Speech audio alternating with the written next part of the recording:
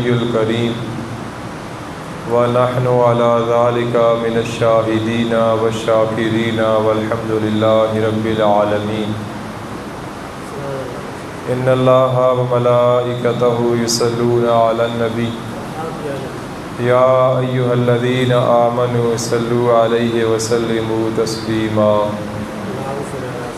درود شریف آواز بلند الصلاۃ والسلام علیک یا سیدی یا رسول اللہ وعلی آلک واصحابک یا رحمۃ للعالمین الصلاۃ والسلام علیک یا سیدی یا رسول اللہ وعلی آلک واصحابک یا جد الحسن والحسین۔ اللہ تعالیٰ کا بے شمار فضل و کرم ہے جس نے ہم سب کو بے شمار نعمتوں سے نوازا۔ رمضان شریف کا یہ دوسرا عشرہ بخشش کا عشرہ جاری و ساری ہے اور دوسرا جمعۃ المبارک۔ پچھلے جمعے کو خاتون جنت فاطمہ الزہرا سلام اللہ علیہا آپ کی عظمت کے حوالے سے، آپ کی شان کے حوالے سے آپ کے سامنے عرض کیا تھا۔ آج کا ہمارا عنوان کہ اللہ تبارک و تعالیٰ نے قرآن کریم فرقان حمید میں ارشاد فرمایا وَأَزْوَاجُهُ أُمَّهَاتُهُمْ، فرمایا کہ جو نبی علیہ السلام کی ازواج ہیں وہ مومنوں کی مائیں ہیں۔ اب اس بات کو آپ توجہ کے ساتھ سنیں، اللہ تعالیٰ نے یہ نہیں فرمایا کہ سب کی مائیں ہیں، فرمایا وَأَزْوَاجُهُ أُمَّهَاتُهُمْ، یہ جو نبی علیہ السلام کی ازواج محترات ہیں یہ صرف مومنوں کی ماں ہیں۔ اب جو کہتا ہے میں نہیں مانتا حضرت عائشہ صدیقہ رضی اللہ تعالی عنہ کو، بھائی اللہ تعالیٰ نے تجھے تو کہا ہی نہیں ہے۔ اللہ نے کہا ہے کہ جو مومن ہے نا ان کی نبی علیہ السلام کی جو ازواج ہیں وہ مائیں ہیں، چاہے وہ حضرت عائشہ صدیقہ رضی اللہ تعالی عنہ کی ذات ہو، چاہے حضرت ام حبیبہ رضی اللہ تعالی عنہ کی ذات ہو، چاہے حضرت حفصہ ہو، حضرت ماریہ ہو۔ اور آج کا ہمارا عنوان سب سے پہلے جن کو کلمہ پڑھنے کا اعزاز نصیب ہوا اور سب سے پہلے جن کو آقا علیہ السلام کی بیوی ہونے کا شرف ملا، حضرت اماں خدیجہ الکبریٰ رضی اللہ تعالی عنہ کی ذات ہے۔ جو قریش تھے نا ان کا معیشت کا جو دار و مدار تھا، جو انحصار تھا وہ تجارت پر تھا، اور سال میں وہ 2 مرتبہ تجارتی قافلے لے کے جاتے تھے، ایک مرتبہ گرمیوں کے سیزن میں اور ایک مرتبہ سردیوں کے سیزن میں۔ سردیوں کے سیزن میں وہ قافلے لے کے جاتے ملک یمن کی طرف، اور گرمیوں کے سیزن میں وہ قافلے لے کے جاتے ملک شام کی طرف۔ اور نبی کریم صلی اللہ تعالی علیہ وآلہ وسلم ابھی اعلان نبوت آپ نے فرمایا ہی نہیں تھا کہ اس وقت بھی کفار مکہ آپ کو صادق اور امین کہہ کے پکارا کرتے تھے۔ نہیں، آپ نے ابھی اعلان نہیں کیا کہ میں اللہ کا نبی ہوں۔ آپ کے جو بیگانے تھے نا وہ بھی مانتے تھے کہ محمد صادق بھی ہیں اور امین بھی ہیں۔ اور نبی کریم صلی اللہ تعالی علیہ وآلہ وسلم کے ساتھ آپ کے چچا حضرت ابو طالب، آپ نے بڑا پیار کیا، بڑی شفقت فرمائی۔ حالانکہ مالی حالات آپ کے اتنے اچھے نہیں تھے، مالی طور پہ آپ کمزور تھے، لیکن آپ بھتیجے محمد جو آپ جدا بھی نہیں کر سکتے تھے۔ لیکن ایک بار تو اتنے حالات تنگ دست ہو گئے، اتنے تنگ دست ہو گئے کہ آقا علیہ السلام کو کہنے لگے کہ اے میرے بھتیجے محمد، دل تو نہیں چاہتا کہ میں آپ کو جدا کروں اور یہ بات کہوں، لیکن حالات ایسے پیدا ہو گئے ہیں کہ میں مجبور ہو گیا ہوں۔ یہ لوگ تیاری کر رہے ہیں، قافلے لے کے ملک شام جا رہے ہیں، اور میں نے سنا ہے کہ ایک مالدار بی بی ہے جس کا نام خدیجہ کبریٰ نام ہے اور بڑی نفیس عورت ہے. اس کو چاہیے کہ کوئی ایسا بندہ مل جائے جو امین بندہ ہو، جو صادق ہو، ہیرا پھیری کرنے والا نہ ہو. تو میں چاہتا ہوں کہ اگر آپ جا کے ان کو کہو کہ مجھے بھیج دو قافلے کے ساتھ، تو میرے حالات بھی ٹھیک ہو جائیں گے، میرا یہ مسئلہ حل ہو جائے گا. آقا علیہ الصلوۃ والسلام نے فرمایا کہ میں سوالی بن کے کسی کے پاس نہیں جاتا، کہ میں سوالی بن کے کسی کے پاس نہیں جاتا، کیونکہ جو بندہ سوال کرتا ہے نا وہ ادنا ہوتا ہے، کم تر ہوتا ہے، اور جو دینے والا ہوتا ہے وہ اعلیٰ ہوتا ہے. تو لہٰذا اللہ کے محبوب کی ذات سے بڑھ کے کوئی اعلیٰ ہے ہی نہیں. مجھے ویسے ہی امید ہے کہ خود بخود مجھے پیغام آ جائے گا، میں نہیں اظہار کرتا. دیکھیں نا امام ابو حنیفہ رحمۃ اللہ تعالیٰ علیہ، داہریے کے ساتھ آپ کا مناظرہ ہوا. تو داہریہ وہ ہوتا ہے جو نہ قرآن کو مانتا ہے نہ حدیث کو مانتا ہے. وہ کہتے ہیں ہم نہ قرآن کو مانتے ہیں، بھئی آپ آیت کا حوالہ دیں، نہیں مانتے. آپ حدیث کا حوالہ دیں، ہم نہیں مانتے. پھر آپ مانتے کیا ہو؟ وہ کہتے ہیں ہمیں کوئی عقلی دلیل دو، عقل کے ساتھ اس چیز کو ہم تسلیم کریں گے، قرآن حدیث کو نہیں. جب آپ کا مناظرہ ہوا تو وہ داہریہ جو تھا نا وہ اس طرح کرسی پہ بیٹھا ہوا تھا، اور امام اعظم ابو حنیفہ رحمۃ اللہ تعالیٰ علیہ نیچے زمین پر بیٹھے ہوئے تھے. اب وہ داہریہ کہنے لگا کہ میں آپ پر سوال کروں. آپ نے فرمایا 1 منٹ رک جا، قرآن کو تو نہیں مانتا، حدیث کو تو نہیں مانتا، عقلی آپ کو جواب دینا ہے. تو عقل یہ کہتی ہے کہ جو سوالی ہوتا ہے وہ منگتا ہوتا ہے، اور جو جواب دینے والا ہوتا ہے وہ اعلیٰ ہوتا ہے. عقل یہ کہتی ہے کہ میری جگہ نیچے زمین پہ تجھے بیٹھنا چاہیے اور تیری جگہ کرسی پہ مجھے بیٹھنا چاہیے. اب وہ لاجواب ہو گیا. اس نے کہا کہ ٹھیک ہے آپ کرسی پہ آ جائیں، میں نیچے بیٹھ جاتا ہوں. اب وہ کرسی پہ آپ بیٹھ کے امام ابو حنیفہ رحمۃ اللہ تعالیٰ علیہ، اب وہ داہریہ نیچے بیٹھ گیا زمین پہ. تو آپ نے فرمایا اب سوال کرو. کیا سوال ہے؟ تو کہنے لگا یہ بتاؤ کہ اللہ سے پہلے کیا تھا. آپ سے سوال کیا یہ بتاؤ کہ اللہ سے پہلے کیا تھا. آپ نے فرمایا گنتی آتی ہے؟ اس نے کہا آتی ہے. آپ نے فرمایا 3 سے پہلے کیا ہے؟ اس نے کہا 2 ہے. آپ نے فرمایا 2 سے پہلے کیا ہے؟ اس نے کہا 1 ہے. آپ نے فرمایا 1 سے پہلے کیا ہے؟ اس نے کہا کچھ بھی نہیں ہے. فرمایا اللہ سے پہلے کچھ بھی نہیں تھا. عقلی جواب دینا تھا نا. تسبیح بعد پڑھا کرو، تسبیح میرے سامنے نہ پڑھا کرو، یا سنتا برانڈے تسبیح بعد میری گل سنا کرو. تقریر بڑا مہربانی، ناراض نہیں ہونا. تسبیح نہیں پڑھنی تو باہر برانڈے سنتا پڑھنی، اور نفل پڑھنے بعد ادھر آ کے پھر بات سننی ہے.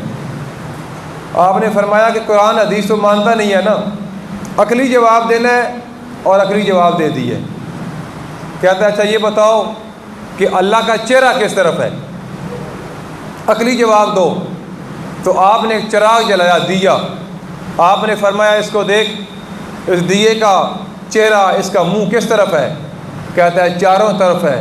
تو فرمایا اللہ تعالیٰ کا چہرہ کوئی ایک جگہ قید نہیں ہے، اللہ تعالیٰ کی ذات بھی چاروں طرف ہے.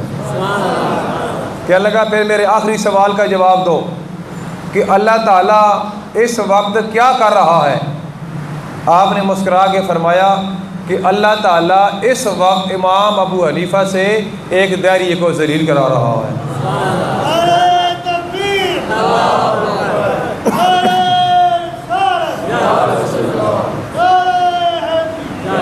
یہ تو امام ابو حنیفہ رحمۃ اللہ تعالیٰ علیہ کے علم ہے، جو تابعی ہیں.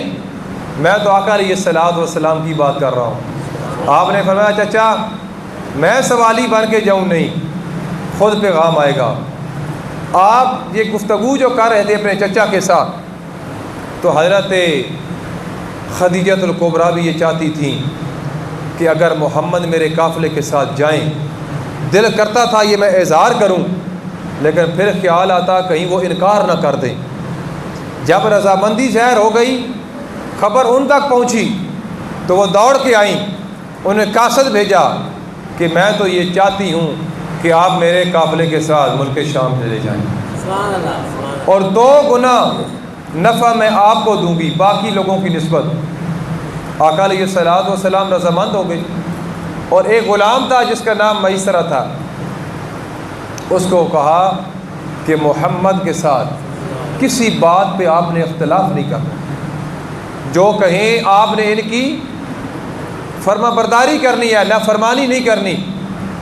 جب نبی کریم صلی اللہ تعالیٰ علیہ وآلہ وسلم، یہ واقعہ اعلان نبوت سے 15 سال پہلے کا ہے، کتنا عرصہ؟ 15 سال۔ تو جب آقا علیہ الصلوۃ والسلام قافلہ لے کے باہر نکلے تو میسرہ کہتا ہے کہ میں نے اپنی آنکھوں کے ساتھ دیکھا کہ بادل کے ٹکڑے نے آ کے اللہ کے محبوب کے سر مبارک پہ سایہ کر لیا۔ میں وہاں پر ہی حیران ہو گیا کہ یار یہ کوئی عام ہستی نہیں ہے، یہ کوئی خاص بات ہے۔ بھائی جو نبی پاک صلی اللہ تعالیٰ علیہ وآلہ وسلم کا مقام ہے نا، 15 رسول ایسے گزرے ہیں کہ جو دعا کرتے رہے، یا اللہ ہماری رسالت ہماری نبوت واپس لے لائے، ہم نبی نہیں بننا چاہتے، ہمیں مصطفیٰ کا امتی بنا دے۔ 15 رسول ایسے گزرے ہیں۔ تو آقا علیہ الصلوۃ والسلام کے سر مبارک پہ جب بادل نے سایہ کیا، اب غلام بڑا حیران ہے کہ یار یہ تو ہستی بڑی عظیم ہے، لیکن نبی کریم صلی اللہ تعالیٰ علیہ وآلہ وسلم، آپ کا اخلاق، آپ کا کردار، جب آپ نے اعلان نبوت بھی فرمایا تھا تو کفار نے یہ کہا تھا کہ آپ کوئی دلیل دو، تو اللہ کے محبوب نے فرمایا میری 40 سالہ زندگی آپ کے سامنے میری دلیل ہے۔ 40 سالہ زندگی۔ یہاں لوگ ریٹائر ہونے کے بعد تسبیح ہاتھ میں پکڑ کے مسجد میں پہلی صف میں بیٹھتے ہیں، میں کہتا ہوں کوئی فائدہ نہیں ہے یہ تسبیح پکڑنے کا، یہ مسجد کی پہلی صف میں بیٹھنے کا۔ جب آپ حاضر سروس تھے تو جو آپ کی سروس تھی، آپ انصاف کرتے، آپ ایمانداری کے ساتھ اپنی نوکری کرتے، وہ بہتر تھا۔ ساری زندگی لوگوں کے ساتھ ظلم کرتے رہے، ناانصافیاں کرتے رہے، ابھی 25 سال 30 سال 40 سال سروس کرنے کے بعد اب حاجی ثناء اللہ باندھ کے بیٹھ کے مسجد کی پہلی صف میں اب لمبی تسبیح مڑکے دا مڑکا ٹھگ مڑکا، اب اس کا فائدہ نہیں ہے۔ بھائی جو آپ کی ذمہ داری ہے آپ اس کو اچھے طریقے کے ساتھ ادا کرو، یہی بات ہے نا۔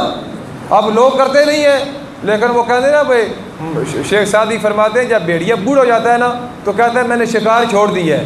آپ فرماتے ہیں چھوڑ نہیں دیتا، ہوں تیرے کو ہوتا ہی نہیں، ہوتا ہی نہیں، ہوں چھوڑ نہیں دیتا، ہوں سا ہی نہیں رہا۔ تو بندہ پہلے جناب ظلم کتنا لوگوں کے ساتھ، کتنے لوگوں کے حق کھا جاتے ہیں، تو پھر آخری عمر کہتے ہیں یار میرے ساتھ کا تو نیک ہی کوئی نہیں ہے۔ لیکن میں بات کر رہا ہوں آقا علیہ الصلوۃ والسلام کی، کہ اللہ کے محبوب نے اپنی عمر مبارک لوگوں کے سامنے رکھی، فرمایا یہ میری 40 سالہ زندگی ہے، بتاؤ اس کے اندر اگر آپ نے کوئی عیب دیکھا تو مجھے بتاؤ۔ ملک شام جب نبی کریم صلی اللہ تعالیٰ علیہ وآلہ وسلم قافلہ لے کے پہنچے، وہاں پہ ایک راہ تھا جس کا نام نستورہ تھا، عبادت گاہ تھی اس کی، اور قریب ہی ایک درخت ہے۔ تو جب آقا علیہ الصلوۃ والسلام وہاں پر تھوڑی دیر کے لیے آرام فرمایا، غلام بھی ساتھ ہے، اس جاب نے جب دیکھا تو وہ دوڑتا ہوا آیا۔ میسرہ کو پہلے وہ جانتا تھا، آنا جانا تھا، کہنے لگا کہ یہ بتاؤ کہ آپ کے ساتھ یہ ہستی کون ہے؟ اس نے کہا کہ ان کا نام محمد ہے اور تجارت کے لیے ملک شام آئے ہیں۔ لوگ بڑا حوالہ دیتے ہیں تجارت کرنا نبی پاک کی سنت ہے، میں کہ 2 نمبری کرنا نبی پاک کی سنت نہیں ہے، تجارت کرنا سنت ہے نا۔ فرمایا التاجر صدوق، کہ جو سچا تاجر ہے، مع النبیین والشہداء یوم القیامہ، قیامت کے دن انبیاء شہداء کے ساتھ ہوگا۔ لیکن سچا تاجر یہ ڈنڈی مارنے والا تاجر نہیں، یہ تو ٹنگے ہوسی ہوتا ہے، یہ تاجر نہیں۔ کہ خواجہ معروف کرخی رحمۃ اللہ تعالیٰ کسی نے کہا حضور آپ 12 شریعہ دعا کر دیں، فرمایا میں نہیں کرتا، وہ سامنے دکاندار ہے اس کو کہو جا کے وہ دعا کرے۔ لوگ سارے چلے گئے دکاندار کے پاس کہ دعا کرو جی اللہ بارش دے، دکاندار اللہ ہاتھ ہی کھڑے کیتے تھے، بارش شروع ہو گئی۔ تو لوگوں نے پوچھا کہ آپ دکاندار ہو، کیا عمل ہے آپ کا؟ آپ نے فرمایا جب سے دکان شروع کیا ہے میں نے ساری زندگی کبھی جھوٹ ہی نہیں بولا۔ تو ساڑھے لوگ روزہ رکھ ہے، گاہ جناب ریڈی تے کھڑا ہوتا، پوچھتا بھائی جی کس طرح دے رہے ہو سیب؟ تو کہتا ویسے ہے 250 سن 200 دے رہا، اتنا چنگا، اتنا تھوڑا چاچے کا پتر ہے کہ 250 دے رہا سن 200 دے رہا تو وہ اس تو مارا ہی مارا نا کوڑو تو گاہ کہنا پھر میں پیچھے کیوں رہا وہ پیچھے 150 دے رہے تو 200 دے رہے. اللہ کے محبوب نے فرمایا انسان ایک جھوٹ بولتا ہے تو 3 میل اس کو اللہ کی رحمت کے فرشتے چھوڑ جاتے ہیں اس کی بدبو کی وجہ سے. لوگ کہتے ہیں کہ ہم جھوٹ نہ بولیں تو ہمارا گزارا ہی نہیں چلتا. تو ایسے تاجر کے بارے میں اللہ کے محبوب نے نہیں فرمایا کہ قیامت کے دن انبیاء کے ساتھ ہوگا, شہداء کے ساتھ ہوگا, یا وہ لوگ بڑا فخر کے ساتھ. تجارت کرنا اللہ کے محبوب کی سنت ہے, لیکن ذخیرہ اندوزی کرنا اللہ کے محبوب کی سنت نہیں ہے. بھائی یہ ایک بات یاد کر لینا, میٹھا کھانا سرکار کی سنت ہے. سرکار نے تو دین کے خاطر ڈنڈے بھی کھائے ہیں. جب ڈنڈوں کی باری ہے تو لوگ کہتے ہیں یہ مولویوں کا کام ہے. جب کھانے کی باری ہے تو سارے کہتے ہیں میٹھا کھانا سرکار کی سنت ہے. جو مطلب کی سنت ہو وہ ہمیں یاد آ جاتی ہے. تو سرکار جب قافلہ لے کے وہاں پہنچے ملک شام میں, درخت کے نیچے آپ نے تھوڑی دیر آرام کیا تو وہ رب کہتا ہے کہ میں نے آسمانی کتابوں میں پڑھا ہے کہ اس درخت کے نیچے آ کے وہی آرام کرے گا جو آخر الزمان نبی ہوگا. قریب آیا, آقا علیہ الصلوۃ والسلام کی زیارت کی, کہتا ہے اے محمد باقی تو ساری نشانیاں پوری ہو گئی ہیں, ایک نشانی رہتی ہے. میں نے کتاب میں پڑھا تھا جو آخری نبی ہوگا اس کے دونوں شانوں کے درمیان, دونوں کاندھوں کے درمیان ایک مور ہوگی, اس پہ لکھا ہوگا لا الہ الا اللہ محمد رسول اللہ. آپ کے جسم پہ لکھا ہوگا. ملا علی قاری فرماتے ہیں کہ جتنے نبی آئے نا سب کی جو مہر نبوت تھی وہ ہاتھ پر تھی, لیکن آقا علیہ الصلوۃ والسلام کی مہر نبوت بیک پہ ہے.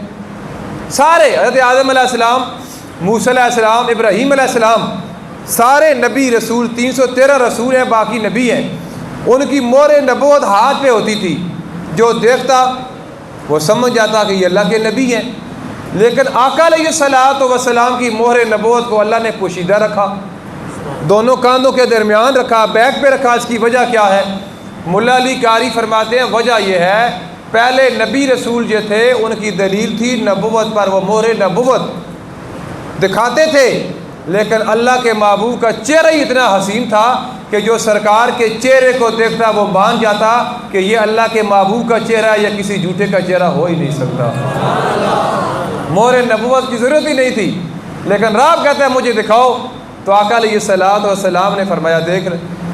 جب نستورہ نامی راب نے دیکھا کہ لکھا ہوا ہے لا الہ الا اللہ محمد رسول اللہ تو کہنے لگا کہ کاش میں اس وقت تک زندہ ہوتا جب آپ اعلان نبوت کریں گے, آپ کی قوم آپ کو اپنے شہر مکہ سے نکال دے گی. تو آقا علیہ الصلوۃ والسلام نے فرمایا کہ مجھے میری قوم نکال دے گی؟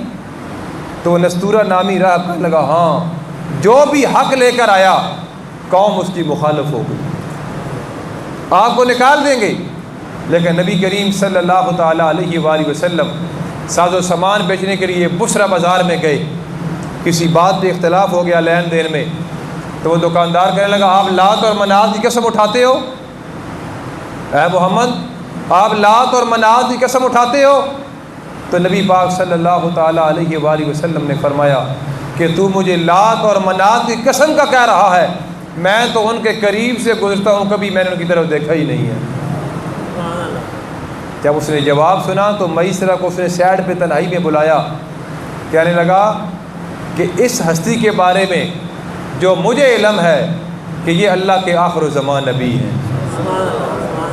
اب ایک ایک بات نوٹ کر رہا ہے میسرہ, لکھ رہا ہے کہ واپس جا کے بتاؤں گا کہ یہ معاملات آئے ہیں سفر کے دوران, اور نبی کریم صلی اللہ تعالیٰ علیہ وآلہ وسلم اللہ تعالیٰ نے اتنا نفع کبھی بھی نہیں دیا تاجروں کو جتنا آج اپنے محبوب علیہ الصلوۃ والسلام کے قافلے والوں کو دیا, اور خاص طور پہ آقا علیہ الصلوۃ والسلام کو دیا ہے. جب آپ واپس آئے شہر مکہ ہے تو میسرہ کہنے لگا کہ اے محمد میں نہیں چاہتا کہ میں جا کے پہلے خوشخبری دوں, اگر آپ تشریف لے جائیں تو میں یہاں پر انتظار کرتا ہوں. حضرت خدیجہ کبریٰ کو جا کے آپ بتائیں خود کہ ہمیں اتنا نفع ہوا ہے. تو آقا علیہ الصلوۃ والسلام نے فرمایا ٹھیک ہے. جب آقا علیہ الصلوۃ والسلام نے جا کے بتایا کہ اتنا نفع ہوا ہے آپ حیران ہوئیں، لیکن آپ شاید مزید تصدیق کرنا چاہتی تھیں۔ سوال کیا کہ غلام کدھر ہے؟ تو آقا علیہ الصلوۃ والسلام نے فرمایا کہ وہ شہر مکہ کے باہر اب رکا ہوا ہے، انتظار کر رہا ہے۔ تو انہوں نے کہا کہ اگر آپ کی مہربانی ہے اس کو جلدی بلا لو۔ تو آقا علیہ الصلوۃ والسلام سواری پہ سوار تھے۔ جب آپ نے سواری کو موڑا تو بادل کا جو ٹکڑا تھا وہ آپ کے سر پہ سایہ کر کے جا رہا تھا۔ جب آپ نے دیکھا، اور آپ عالم تھیں، تورات کی عالمہ تھیں، کوئی عام عورت نہیں تھی آپ کے پاس آسمانی کتابوں کا علم تھا، اللہ کے محبوب کی نشانیوں کو آپ نے پڑھا ہوا تھا۔ جب یہ سارے کا سارا واقعہ آ کے غلام نے بتایا تو پھر آپ کے دل کے اندر خیال پیدا ہوا کہ میں اگر کوشش کروں، حالانکہ 2 شادیاں آپ نے پہلے بھی کی تھیں، اللہ کے محبوب علیہ الصلوۃ والسلام سے پہلے آپ نے 2 شادیاں کی تھیں۔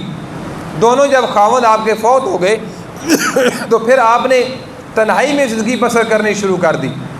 لیکن جب آقا علیہ الصلوۃ والسلام کی مقام کو سنا، آقا علیہ الصلوۃ والسلام کی نشانیوں کو دیکھا، تو پھر دل کے اندر خیال پیدا ہوا کہ اچھا ہی ہوگا اگر اللہ کے محبوب علیہ الصلوۃ والسلام اس وقت جب اعلان نبوت نہیں فرمایا تھا، اگر میرے ساتھ شادی کر لیں تو میرے لیے بڑے اعزاز کی بات ہوگی۔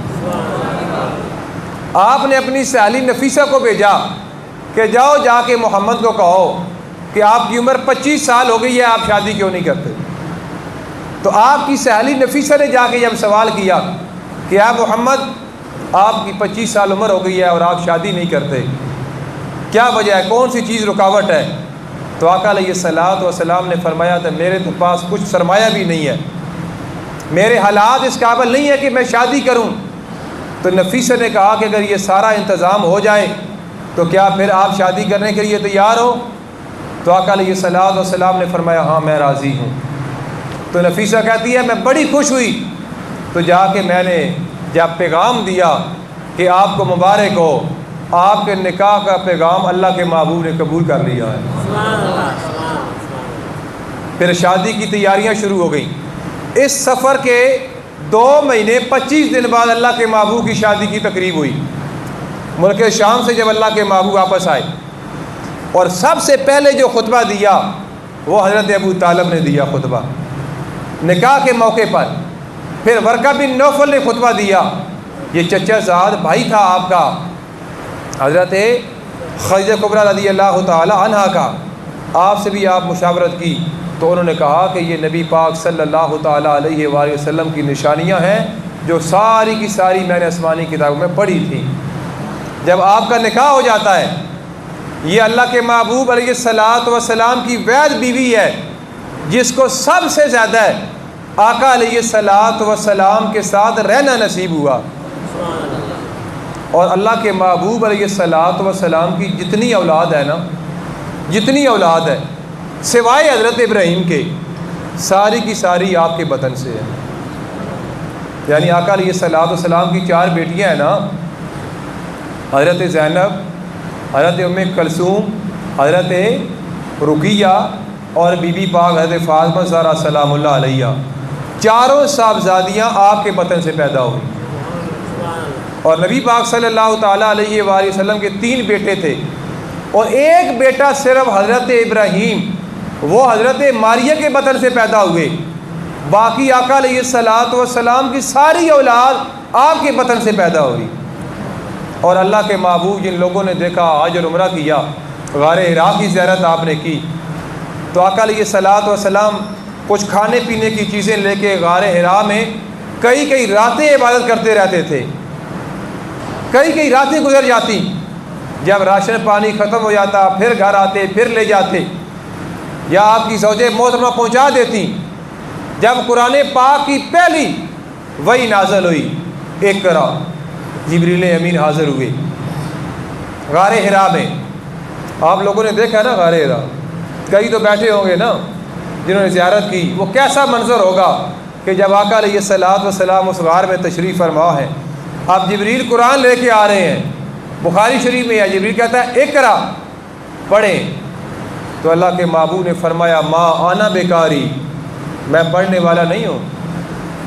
جبریل پھر آقا علیہ الصلوۃ والسلام کو پکڑ کے پھر کہتے ہیں اقرا، آپ پڑھیں۔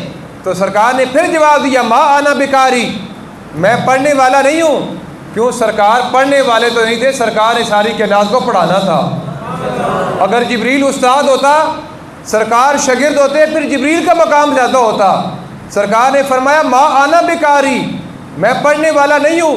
جب جبریل نے پوری آیت پڑھی اقرا بسم ربک الذی خلق، اپنے رب کے نام سے پڑھو، تو پھر سرکار نے اس آیت کریمہ کو پڑھا۔ پہلے صرف کہا کہ پڑھو، جب کہا اقرا بسم ربک الذی خلق خلق الانسان من علق اقرا وربک الاکرم۔ اب جبریل امین وہی لے کے آئے ہیں۔ اب نبی کریم صلی اللہ تعالیٰ علیہ وآلہ وسلم کے دل مبارک پہ اتنا اثر ہے کہ سرکار فرماتے ہیں میرا دل مبارک کانپنا شروع ہو گیا۔ قرآن کا جلال ہے نا، لو انزلنا ھذا القرآن علی جبل لرأیتہ خاشعا متصدعا من خشیۃ اللہ۔ اللہ فرماتا ہے اس قرآن کو اگر میں پہاڑ پہ نازل کرتا تو اس کے خوف کی وجہ سے پہاڑ بھی ریزہ ریزہ ہو جاتا، لیکن یہ میرے محبوب کا دل مبارک ہے۔ قرآن نازل ہوا تو جلال تھا، جب سرکار کے دل مبارک پہ نازل ہوا اور سرکار نے اس کو تلاوت کیا تو وہ جلال تھا جو تھا وہ جمال مصطفیٰ میں تبدیل ہو گیا۔ سرکار گھر آئے، فرمایا کہ مجھے سردی لگی ہوئی ہے، میرے اوپر کمبل دے دو، چادر دے دو۔ تو حضرت خدیجہ کبریٰ رضی اللہ تعالیٰ عنہ آپ نے چادر دے دی، اور آقا علیہ الصلوۃ والسلام تھوڑے پریشان ہوئے، لیکن آپ نے دلاسا دیا، آپ نے جواب دیا کہ آپ تو ہمیشہ لوگوں کے ساتھ ہمدردی کرتے ہیں، آپ کو فکر کرنے کی ضرورت نہیں ہے، یہ آپ کے رب کا کلام ہے جو پہلی وحی نازل ہوئی ہے۔ تو پھر آپ مشورہ کرنے کے لیے ورقہ بن نوفل کے پاس گئیں، انہوں نے جب جواب دیا کہ یہ جو فرشتہ ہے جس کا نام جبریل ہے، ہر نبی کے پاس یہ پیغام لے کے آتا تھا، یہ وہی فرشتہ ہے۔ اور آقا علیہ الصلوۃ والسلام کی بارگاہ کے اندر ساری زندگی 24,000 مرتبہ جبریل امین پیغام لے کے آئے، 24,000 مرتبہ۔ اور آقا علیہ الصلوۃ والسلام نے فرمایا جبریل ہر نبی رسول کے پاس آپ گئے ہو اور 24,000 مرتبہ میری بارگاہ کے اندر بھی آئے ہو، مجھے یہ تو بتاؤ اس ساری کائنات میں مشرق سے مغرب، شمال سے جنوب، کیا آپ نے مجھ جیسا کوئی حسین بھی دیکھا ہے یا کہ نہیں دیکھا؟ جبریل امین عرض کہتے ہیں اللہ کے محبوب ہر نبی رسول کو میں نے دیکھا، 1.25 لاکھ انبیاء کے پاس میں گیا اور 24,000 مرتبہ آپ کی بارگاہ کے اندر میں نے حاضری دی، خدا کی قسم آج دن تک آپ جیسا حسین و جمیل میری آنکھ نے دیکھا ہی نہیں ہے۔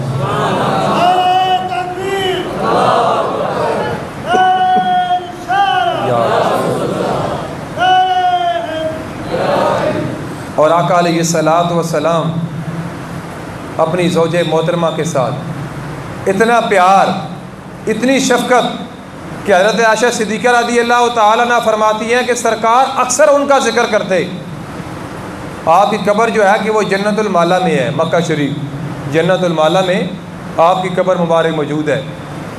اور جب آپ کا وصال ہوتا ہے تو آقا علیہ الصلوۃ والسلام کی بارگاہ کے اندر آپ کی لاڈلی صاحبزادی خاتون جنت فاطمہ الزہرا سلام اللہ علیہ آپ حاضر ہوتی ہیں، آج کہتی ہیں ابا جان میری والدہ ماجدہ دنیا سے جا رہی ہیں اور ایک آرزو ہے ان کی، انہوں نے مجھے بھیجا آپ کے پاس، اگر آپ کی چادر مبارک کفن کے طور پہ مجھے مل جائے تو میرے لیے بڑے اعزاز کی بات ہوگی۔ تو آقا علیہ الصلوۃ والسلام نے فرمایا بیٹی فاطمہ تیری ماں نے ہر مقام پہ میرا ساتھ دیا ہے، جان مانگے تو جان حاضر ہے، یہ تو چادر کی بات ہے۔ آقا علیہ الصلوۃ والسلام نے اپنی چادر مبارک سب سے چھوٹی لاڈلی صاحبزادی خاتون جنت فاطمہ الزہرا سلام اللہ علیہ کو دی۔ آپ نے فرمایا بیٹی یہ اپنی والدہ کو پیش کرو۔ جب چادر انہوں نے لی تو آپ کی روح پرواز ہو جاتی ہے، اور آقا علیہ الصلوۃ والسلام اس وقت نماز جنازہ کا حکم نہیں آیا تھا کہ ان کا جنازہ کس نے پڑھایا یا اللہ کے محبوب نے پڑھایا، نہیں، اس وقت نماز جنازہ کا حکم نازل نہیں ہوا تھا۔ جس طرح لوگ مولا علی کا ذکر سنتے ہیں نا پھر کہتے ہیں یار یہ مولوی صاحب کیسی بات کرتے ہیں کہ مولا علی رضی اللہ تعالیٰ عنہ کو تیر لگ گیا پنڈلی میں، تو بڑی کوشش کی لوگوں نے نکالنے کی، تو آپ کو تکلیف ہوتی تھی، تو کسی نے کہا کہ یار اس طرح کرو کہ مولا علی پاک کو تکلیف نہ دو، یہ جب نماز پڑھنی شروع کریں گے ان کو تیر نکال لینا، ان کو پتہ بھی نہیں چلے گا۔ تو ڈیلی سبحان اللہ کا آخنا یار سواں کا پتہ لگتا ہے نا، 2 رکعتاں مولوی صاحب تراویحاں پڑھا پیچھے بج کے لوگ رکوع شامل ہوتے ہیں، پہلی رکعت پیچھے گپا شپا مار دیں، چلو یار مولوی صاحب پڑھ رہے ہیں پڑھو، تو جسے رکوع جان لگتے ہیں پھر بج کے اللہ اکبر کا کہاں شامل ہو گئے، سواں کا پتہ لگتا ہے، میں بھی پتہ لگتا، وہ مولا علی کی بات ہو رہی ہے بھائی، پنجتن پاک کی بات ہو رہی ہے کہ جب یہ نماز پڑھیں گے تیر نکالنا ان کو پتہ ہی نہیں چلے گا۔ تو مولا علی کھڑے ہو گئے نماز کے لیے، تو صحابہ کرام نے تیر کھینچا، آپ کو نہیں پتہ چلا، جب آپ نے سلام پھیرا تو دیکھا مسلح خون کے ساتھ بھرا ہوا تھا۔ آپ نے فرمایا یہ خون کہاں سے آیا؟ انہوں نے کہا علی پاک آپ کے پنڈلی سے تیر نکالے، آپ کو پتہ نہیں چلا؟ آپ نے فرمایا خدا کی قسم علی ہر سجدے میں اس وقت تک سر کو نہیں اٹھاتا جب تک اللہ کا دیدار نہیں کر لیتا۔ مجھے نہیں پتہ چلا۔ اب لوگ حیران ہو جاتے ہیں کہ یار خون نکل آیا پھر وضو نہیں ٹوٹ گیا۔ میرے بھائی اس وقت یہ حکم ہی نازل نہیں ہوا تھا کہ انسان کے جسم سے خون نکل آئے تو وضو ٹوٹ جاتا ہے۔ تو اسی طرح جب آپ کا وصال ہوا تو اس وقت جنازے کا حکم نہیں آیا تھا، آپ کا جنازہ نہیں ہوا، لیکن نبی پاک صلی اللہ تعالیٰ علیہ وآلہ وسلم قبر میں خود اترے اور آقا علیہ الصلوۃ والسلام نے آپ کو اپنے ہاتھوں پہ رکھ کے خود قبر کے اندر دفن کیا، خود پڑیاں لگائیں اور اکثر ذکر کرتے، حتیٰ کہ اللہ کے محبوب کو پتہ چلتا کہ یہ آپ کی سہیلی ہے تو اللہ کے محبوب اس کے گھر بھی تحفہ بھیجتے تھے، اس وجہ سے فرماتے فاطمہ یہ تیری والدہ کی سہیلی ہے۔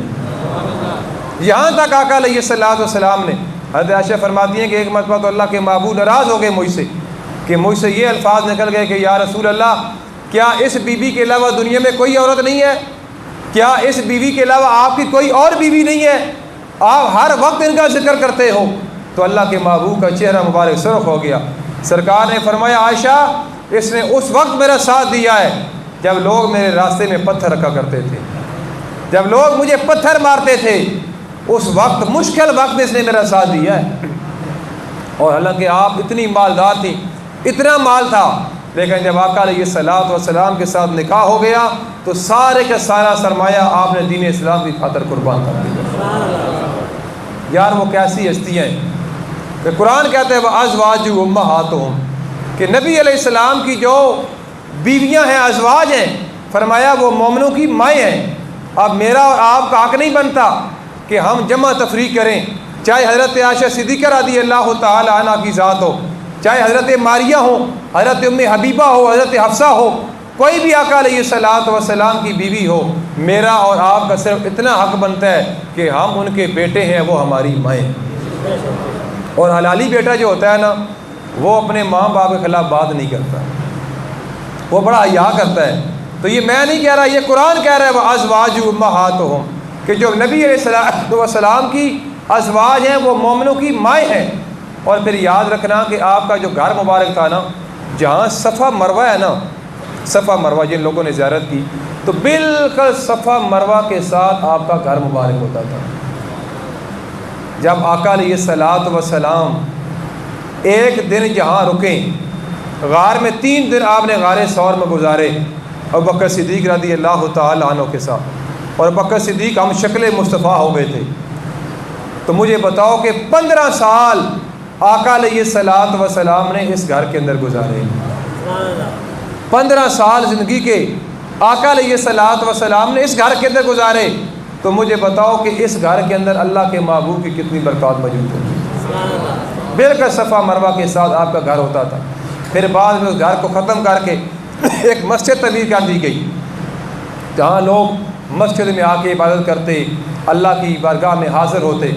لیکن آج وہاں وہ مسجد بھی موجود نہیں ہے، لیکن وہ جگہ موجود ہے جہاں حضرت خدیجہ کبریٰ رضی اللہ تعالی عنہ کا گھر مبارک ہوتا تھا، جہاں اللہ کے محبوب نے 15 سال گزارے۔ آپ مجھے یہ بتاؤ کہ نبی کریم صلی اللہ تعالی علیہ وآلہ وسلم کا فرمان کہ من مس جلدی لن تمسہ النار، جو چیز نبی علیہ الصلوۃ والسلام کے جسم کے ساتھ مس ہو جاتی ہے اللہ اس پہ جہنم کی آگ کو حرام کر دیتا ہے، صرف مس ہو جائے تو مجھے بتاؤ ان ازواج محترات کا کیا مقام ہوگا کہ آقا علیہ الصلوۃ والسلام نے 15 سال ان کے گھر کے اندر گزارے۔ تو نبی پاک صلی اللہ تعالیٰ علیہ وآلہ وسلم نے ان کے لیے فرمایا، حضرت جابر حدیث کے راوی ہیں، سرکار نے فرمایا کہ ان کا محل جو ہے کہ میں نے اپنی آنکھوں کے ساتھ جنت میں دیکھا ہے۔ ان کا محل دنیا کے اندر سرکار نے فرمایا بیٹھ کے میں نے جنت کے اندر دیکھا ہے، جو سب سے پہلے میری بیوی حضرت خدیجہ کبریٰ رضی اللہ تعالی عنہا کا محل ہے۔